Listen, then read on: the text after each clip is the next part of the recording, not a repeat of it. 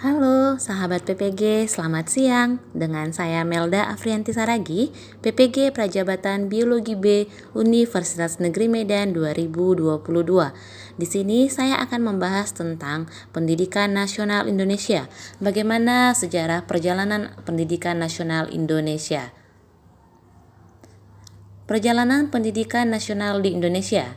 Dalam perjalanan pendidikan nasional di Indonesia terbagi atas dua, yaitu yang pertama di masa pendidikan di Indonesia sebelum kemerdekaan atau kita sebut sebagai zaman kolonial, kemudian pendidikan di Indonesia setelah kemerdekaan.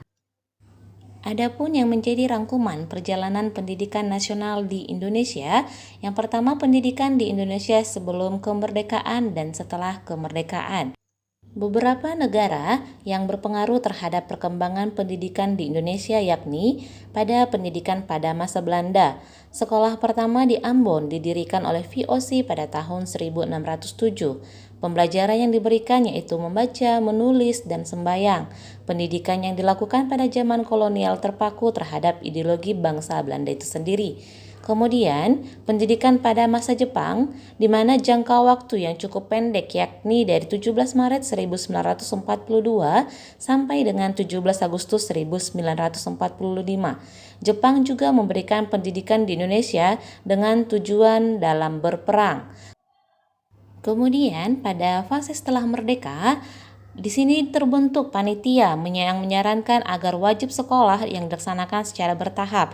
Sesingkat-singkatnya adalah 10 tahun. Kemudian selanjutnya adalah pendidikan di Indonesia pada era pendidikan abad ke-20. Di balik masa kolonial Belanda, pendidikan yang diberikan oleh Belanda memberi dampak positif terhadap masyarakat Indonesia. Masyarakat Indonesia mulai dapat belajar membaca dan menghitung. Selain itu, dampak positif dari pendidikan yang diberikan Belanda adalah terbentuknya lembaga-lembaga pendidikan di Indonesia, yang diantara lain adalah Bung Utomo yang mendirikan Quick School. Kemudian ada Bapak KH Ahmad Dahlan yang mendirikan pendidikan Muhammadiyah. Kemudian adalah Bapak Trikoro Darmo yang mendirikan Perkumpulan Pemuda. Selanjutnya ada Ibu R.A. Kartini yang memperjuangkan hak perempuan. Selain itu ada Bapak Ki Hajar Dewantara yang mendirikan Taman Siswa, di mana setiap tanggal 2 Mei kita kenal untuk memperingati sebagai Hari Pendidikan Nasional atau Hardiknas. Peringatan Hardiknas ini dikaitkan dengan kelahiran Bapak Ki Hajar Dewantara pada tanggal 2 Mei 1889, di mana dalam perjuangannya dia mendirikan sekolah taman siswa pada tahun 1922. Adapun yang menjadi kesimpulan saya dalam materi ini, pendidikan di Indonesia memiliki cerita yang menarik dari masa ke masanya.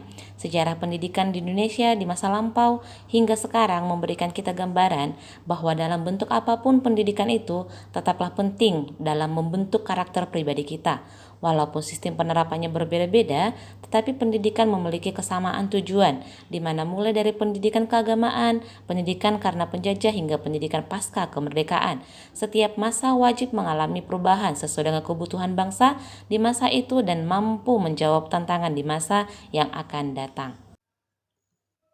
Nah, yang menjadi refleksi saya dari pengetahuan dan pengalaman baru yang diperoleh dalam materi ini adalah pendidikan merupakan proses perubahan tingkah laku seseorang dalam usaha pendewasaan diri demi individu yang merdeka. Pendidikan menjadi wadah bagi kita menuntut ilmu, baik pengetahuan maupun dari sikap. Sejarah pendidikan Indonesia di masa lampau hingga sekarang memberikan kita gambaran bahwa dalam bentuk apapun pendidikan itu tetaplah penting untuk membentuk karakter pribadi kita. Walaupun sistem penerapannya berbeda-beda, tetapi pendidikan memiliki kesamaan tujuan menjadi individu yang lebih merdeka. Perubahan diri yang saya alami dan yang akan saya praktekkan di sekolah dan di kelas. Perubahan yang saya alami adalah pemahaman tentang perjalanan dan perkembangan pendidikan di Indonesia yang banyak mengalami sistem pengajaran yang berbeda-beda demi tujuan masing-masing. Di masa ini, selaku calon guru yang akan mendidik anak bangsa, saya akan menjadi seorang pendidik yang akan mengikuti tuntutan perkembangan zaman, di mana pada zaman teknologi merupakan sarana utama dalam pelaksanaan proses pembelajaran. Sebagai seorang guru, kita perlu meningkatkan kemampuan adaptasi teknologi serta dapat memanfaatkan teknologi untuk mengembangkan pembelajaran sehingga akan membentuk peserta didik yang memiliki kecakapan tanpa meninggalkan filosofi-filosofi pendidikan yang sebelumnya yang masih bisa digunakan dalam penerapan pembelajaran yang berfokus terhadap kemampuan berpikir kritis, pemecahan masalah, kecakapan komunikasi, kreativitas dan inovasi serta berkolaborasi. Dengan adanya kurikulum yang bisa dikatakan sebagai kerangka dalam penyusunan pendidikan, pengembangan kurikulum di Indonesia telah dilakukan beberapa kali yang berguna dalam memperoleh produk pendidikan yang bisa menjalankan aspek-aspek kehidupan manusia dengan baik sesuai dengan cita-cita kemerdekaan Indonesia. Kurikulum 75 hingga kurikulum 2013 atau kita singkat dengan K13 adalah bukti pengembangan kerangka pendidikan Indonesia yang disusun untuk tujuan tertentu yang berkembang sesuai perkembangan zaman dan yang untuk saat ini sudah mulai menggunakan kurikulum Merdeka Belajar.